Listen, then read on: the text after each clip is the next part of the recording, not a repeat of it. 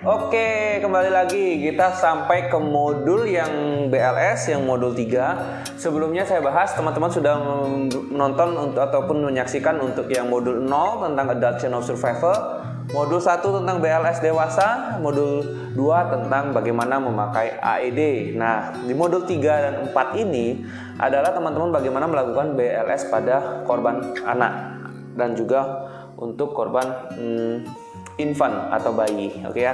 Untuk materinya buat teman-teman yang memakai buku fisik ataupun buku e-book, rangkumannya ada di belakang ya. Kita akan membahas yang ada rangkuman di halaman 79. Di sini adalah rangkuman. Nah, di videonya kita akan semua berdasarkan ini rangkuman apa aja sih yang merupakan titik-titik perbedaan ya. Apa aja yang membedakan antara BLS pediatri dengan yang dewasa. Nah, di modul 3 ini kita konsen sama yang namanya anak atau pediatri. Pertama, di atas itu ada perbedaan antara dewasa, anak, dan juga bayi. Di mana dewasa adalah dari pubertas sampai dewasa, itu adalah dewasa adult. Nah, istilah pediatrik atau anak itu adalah batasnya adalah dari umur 1 tahun sampai pubertas. Tanda-tanda pubertas, pertumbuhan rambut di tetia, pertumbuhan payudara, pertumbuhan rambut di kelamin, itu adalah tanda-tanda pubertas. Jadi anak yang usianya antara 1 dan juga sampai pubertas itu diistilahkan atau masuk ke bagan yang namanya bagan pediatrik atau anak. Nah, sementara itu infant adalah 1 tahun ke bawah, hitungannya bulan, 3 bulan, 4 bulan, 5 bulan, sampai umur 1 tahun, itu adalah infant. Tapi exclude newborn.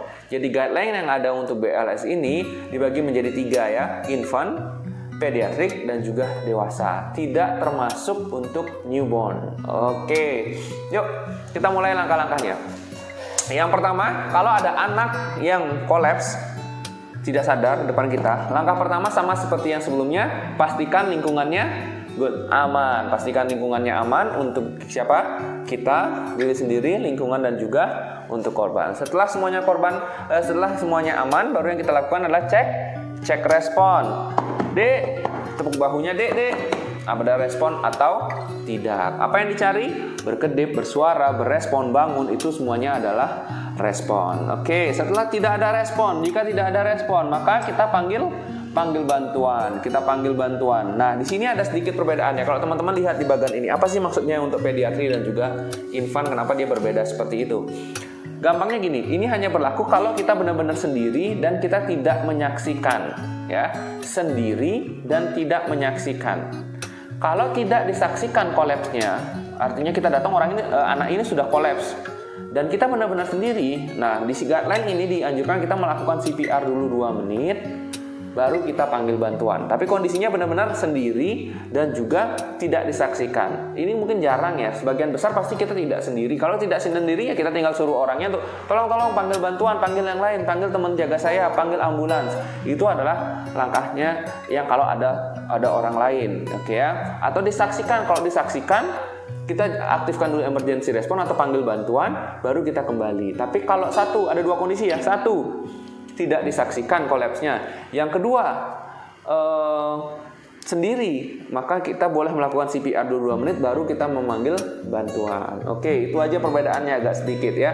Nah, setelah memanggil bantuan baru kita cek nadi dan nafas. Nadinya sama di karotis, nafas mata ngelihat ke dada. Selama sama 5 sampai 10 detik. 1 2 3 4 5. Tidak ada nadi, tidak ada nafas, aktifkan emergency response dan ambilkan AED. Entah itu panggil ambulan atau mengaktifkan code blue. Oke. Nah, tanda kardiak keras pada anak berarti ada 3, sama seperti dewasa. Tidak ada respon. Oke, good. Tidak ada nadi dan juga tidak ada nafas. Berarti kita masuk ke rangkaian yang namanya C, A, B sampai bantuan datang. Oke, ini ada perbedaannya. Mulai kita bagian perbedaannya. Kompresi C, yang pertama kompresi. Lokasinya dulu. Lokasi sama ya, in the center of the chest atau lower half of the breastbone. Breastbone bagi 2, lower half. Nah, tekniknya bagaimana? Tekniknya sedikit berbeda dengan yang dewasa. Kalau dewasa seperti tadi, tumit di tangan di atas tulang dada, dikunci sama tangannya lagi satu, kunci pergelangan tangan, kunci siku, kunci bahu, kemudian jatuhkan berat badan kita. Tapi untuk anak-anak tekniknya bisa dua. Satu sama seperti dewasa, pakai dua tangan, atau bisa dengan satu tangan. Kenapa bisa dua? Tiga, empatnya. Bisa dua ya tekniknya ya. Pertama, in the center of the chest, lower half of the breastbone, bisa dengan satu atau dua tangan. Kenapa berbeda? Karena range-nya anak-anak ini cukup jauh, antara 1 sampai pubertas. Misalnya anaknya kecil umur 2-3 tahun, kita badannya besar gitu ya. Mungkin dengan satu tangan kita sudah cukup mencapai high quality CPR. Kalau mungkin anaknya besar, 9 tahun, 8 tahun, mungkin kita butuh dua tangan, tergantung sama kekuatan kita. Yang penting apa? Boleh satu atau dua tangan, yang penting high quality CPR. Oke, CPR-nya lagi yang pertama, udah ya lokasinya, tekniknya. Nah, kedalamannya, oke, sepertiga dinding dada anterior posterior, atau kalau untuk anak about 5 cm, sekitar 5 cm. Nah, ini sedikit berbeda dengan dewasa. Kalau dewasa itu adalah at least 5 cm atau 2 inci, at least bahasanya, setidaknya. Kalau yang untuk anak-anak itu bahasanya adalah about, sekitar 5 cm atau sepertiga dinding dada anterior posterior, sepertiga atau sekitar 5 cm. Sekitar dan at least. Oke, itu yang push hard. Nah, push fast, rate-nya gimana? Rate-nya sama, 100 sampai 120 kali per menit. Kemudian minimal interruption sama, ingat chest recoil.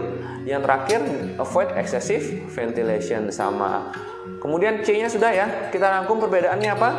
Perbedaannya adalah tekniknya bisa satu atau dua tangan. Kemudian kedalamannya ya sekitar 5 cm. Oke, good. Nah, apalagi sih perbedaannya? Nah, kita lanjutin dulu ya. Kalau airway setelah kompresi 30 kali, kalau satu penolong. Kemudian kita buka airway, head till chin lift atau jaw thrust, berikan nafas dua kali. Oke, sebentar. Oke, kalau yang datang adalah pocket mask, sama seperti tadi, seperti dewasa, tangannya berbentuk sini, lakukan head till, tekan di sini, lakukan chin lift. Oke, berikan nafas 2 kali. 1,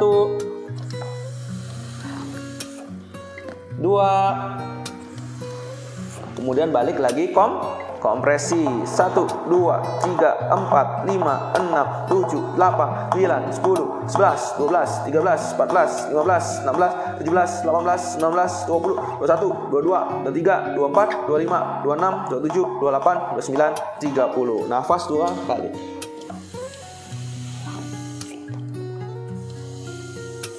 Oke, satu menolong sampai bantuan datang. Nah, kalau masih menolongnya sendiri dan kita masih pakai pocket mask, satu penolong, maka rasionya seperti orang dewasa, 30 kali kompresi dibandingkan dengan 2 kali nafas. Tapi kalau sudah 2 penolong, maka rasionya berubah menjadi 15 banding 2. Itu ya signifikan perbedaan. Kalau sudah ada yang penolong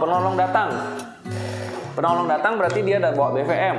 Sudah 2 penolong, satu orang bawa BVM menolong di belakangnya, maka kita yang melakukan kompresi, rate-nya berubah menjadi 15. 1, 2, 3, 4, 5, 6, 7, 8, 9, 10, 11, 12, 13, 14, 15. Berikan nafas 2 kali. Kalau udah untuk 2 penolong. Jadi itu ya. Oke, 30 banding 2 dan 15 berbanding 2. Oke, selanjutnya perbedaan memakai AED ketika AED datang. Nah, ini prinsip memakai AED sama seperti dewasa. Hidupkan dan ikuti perintahnya. Di anak-anak, teman-teman harus mengenali AED-nya dan pastikan mengikuti. Nah, AED itu ada berbagai macam jenis. Ada yang harus digeser berubah jadi mood anak, atau yang diubah adalah pads-nya.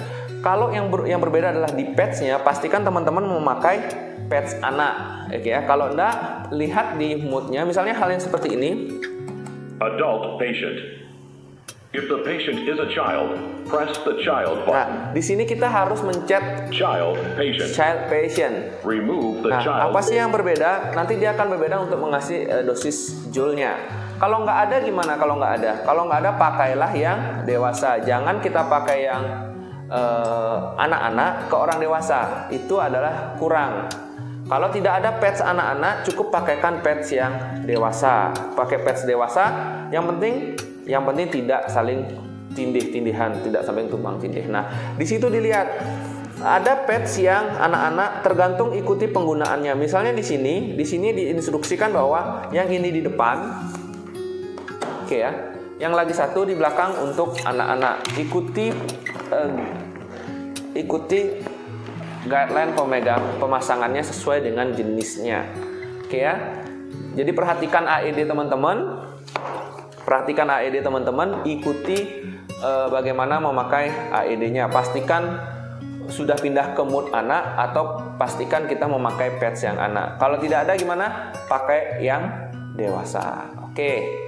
Terus dilakukan, pasang AED, gunakan padsnya, hidupkan dan ikuti perintahnya sampai bantuan datang. Terus lakukan sampai bantuan datang. Oke, yuk kita rangkum yuk. Dari pertama, BLS pada pediatri. Nah, apa aja sih kita rangkum sekarang perbedaan BLS anak dibandingkan dengan dewasa. Oke, sebelumnya kriteria masuk anak dulu.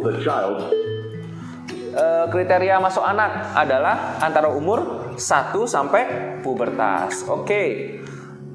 Apa tadi yang kita pelajari? 1, ketika melakukan kompresi, kedalaman. Kalau dewasa at least 5 cm. Kalau anak-anak about 5 cm, sekitar 5 cm atau sekitar 2 inci. Oke, tekniknya. Kalau dewasa dengan 2 tangan. Kalau untuk anak-anak bisa 1 dan bisa 2 tangan. Oke, rate-nya sama, ingat chest recoil. Kemudian minimal interruption, avoid excessive ventilation itu sama. Nah, apalagi perbedaannya?